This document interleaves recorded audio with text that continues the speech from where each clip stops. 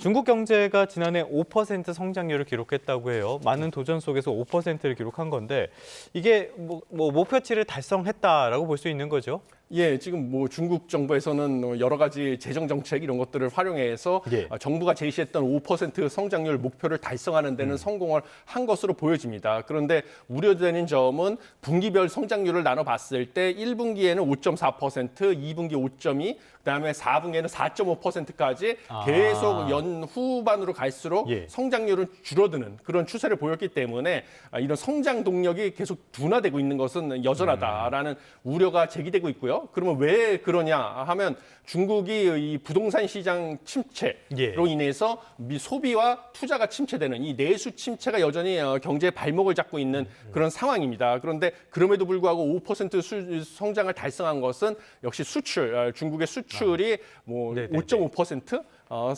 증가를 하면서 이 수출이 결국은 내수 침체를 갖다가 상쇄하고 5% 경제 성장을 달성하는 계기가 됐다 이렇게 보여집니다. 지금 중국 경제 관련해서는 중국 부동산 문제라든지 청년 실업 문제, 내수 부진이라든지 지방 부채라든지 여러 가지 시한폭탄 같은 것들이 거론되고 있단 말이죠. 여기에 말씀하신 것처럼 수출이 좋아졌다. 이 부분은 조금 이해가 안 되는 게요. 지금 미국이랑 이렇게 교육 전쟁을 하면서 관세 같은 것들도 영향을 많이 받지 않겠습니까?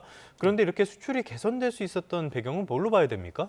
예, 이것은 뭐 중국이 여러 가지 좀 전략을 썼는데요. 예. 가장 큰 것은 수출 시장을 다변화했습니다. 그보다 특히 뭐 글로벌 사우스라고 해가지고 이 뭐 아프리카라든지 중남미, 그다음에 아세안 지역으로의 수출을 큰 폭으로 늘린 것이 대미 수출이 감소하는 것을 상쇄하고도 남는 그런 효과를 달성했고요. 그다음에 수출 품목 같은 경우도 무역 수익의 76% 이상이 배터리, 반도체 등 첨단 제품인데요. 네. 이런 부분은 중국이 사실은 과잉 생산된 제품을 갖다가 저가에 밀어내기 수출을 하다 보니까 여기서 이제 무역 수지 흑자가 큰 폭으로 달성할 수 있었다.